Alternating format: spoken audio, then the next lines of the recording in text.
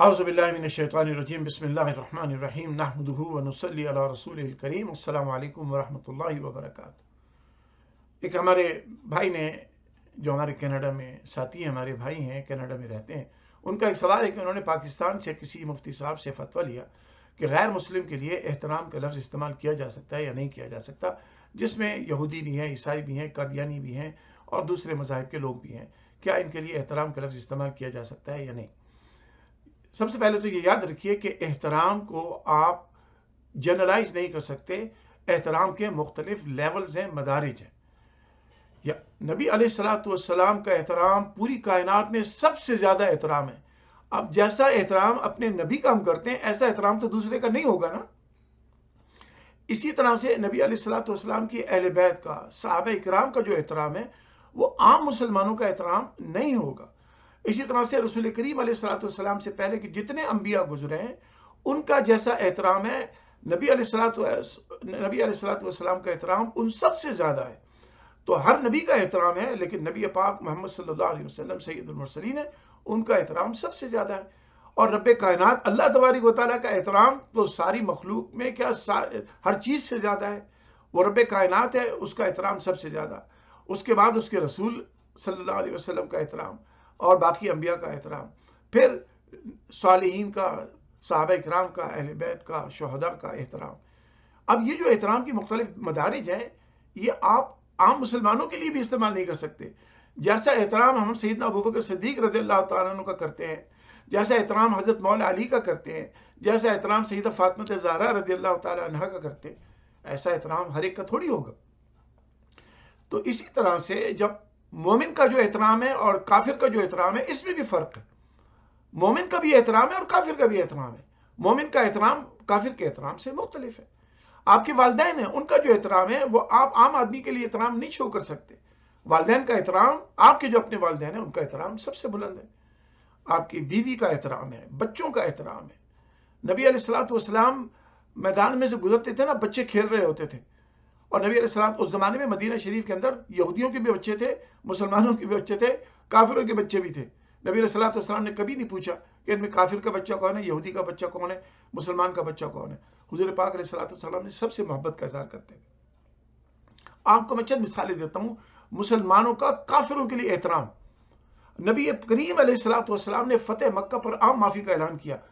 عام معافی سے پہلے تک وہ سب کافر تھے، وہ سب، اور نبی علیہ السلام نے ان کو معافی کا اعلان کیا۔ یہ جو معاف کرنا ہے یہ ان کا احترام نہیں ہے، یہ ان کا احترام ہے، لیکن اس احترام کی وہ نیت نہیں ہے جو صحابہ کا احترام ہے، جو خود رسول پاک کا احترام ہے۔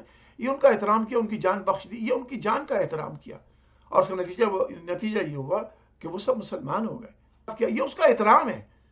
یہ احترام وہ نہیں ہے جو رسول پاک کا جیسا احترام ہے، مسلمانوں کا جیسے احترام ہے، صحابہ کرام کا، اہل بیت کا احترام ہے۔ یہ احترام یہ کہ آپ نے اس کی جان بخش دی، ہندا کو معاف کر دیا، اور پھر نہ صرف معاف کیا بلکہ ان کو اسلام کے اندر سمو لیا، اور اب امت ان کو رضی اللہ عنہ کہتی ہے، اب ان کا احترام کرتی ہے۔ یہ احترام کیا تھا رسول پاک نے، جس کے نتیجے میں وہ بدترین دشمن حضور کے گرویدہ ہو گئے اور حضور پر ایمان لیا۔ سیدنا عمر رضی اللہ تعالیٰ عنہ بیت المقدس آئے، آپ نے کلیسا کا احترام کیا اور اس میں نماز نہیں پڑھی۔ یہ احترام ہے بھائی۔ آپ جس کو احترام کہتے ہیں کہ پیر کے ہاتھ چوم لینا اور اپنے ان کے جوتے اٹھا لینا، آپ اس کو احترام سمجھتے ہیں، یہ احترام نہیں ہے۔ اس کو ہم شو آف بھی کہتے ہیں۔ آج کل تو شو آف زیادہ ہے، احترام کے نام پر شو آف زیادہ ہے۔ ہم جس کو احترام کہتے ہیں وہ دل سے احترام ہوتا ہے۔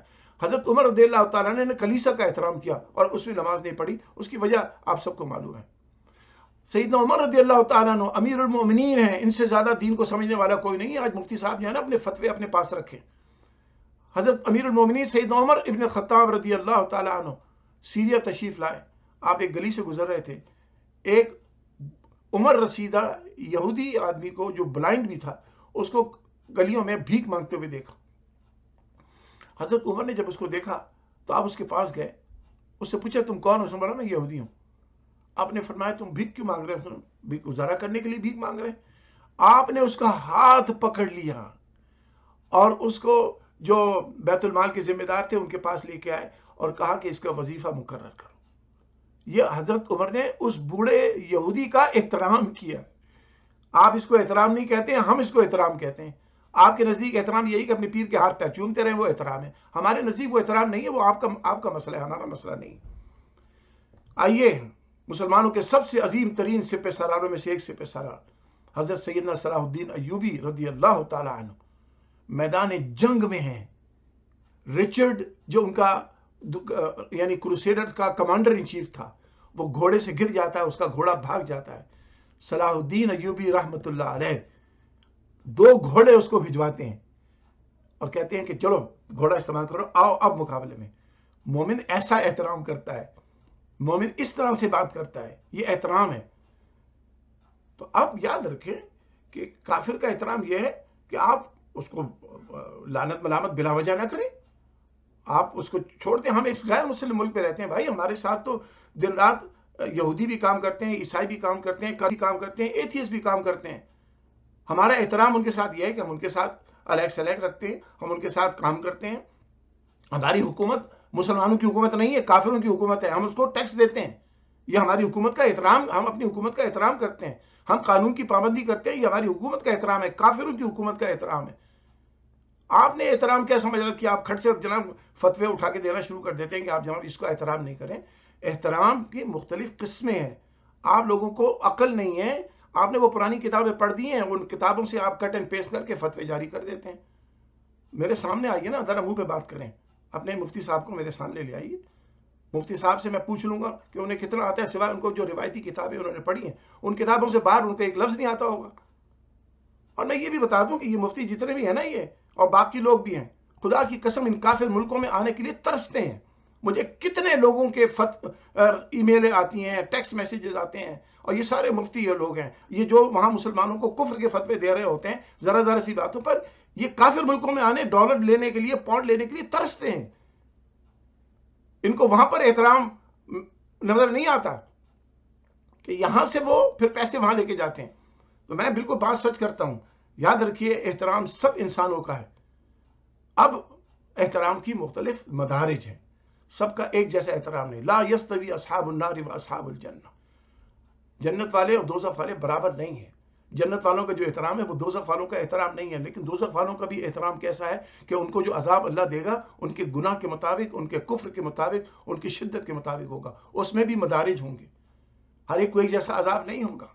جنت میں مدارج مختلف لوگوں کے مختلف ہوں گے، ہر ایک کا احترام ہوگا، لیکن ہر ایک کے احترام کا لیول الگ خود اللہ کرے گا.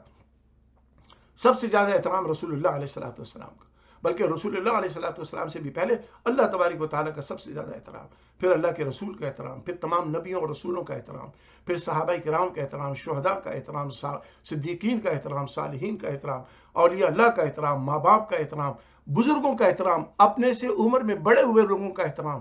ہمارے آقا علیہ الصلوۃ والسلام نے فرمایا کہ جس انسان کی داڑھی میں سفید بال آ جاتا ہے اس سے اللہ بھی حیا کرتا ہے، اس کا بھی احترام ہے. اب چاہے وہ مسلمان ہو یا کافر ہو، آپ کافر کے احترام کو مسلمانوں کے احترام سے مکس اپ نہ کریں.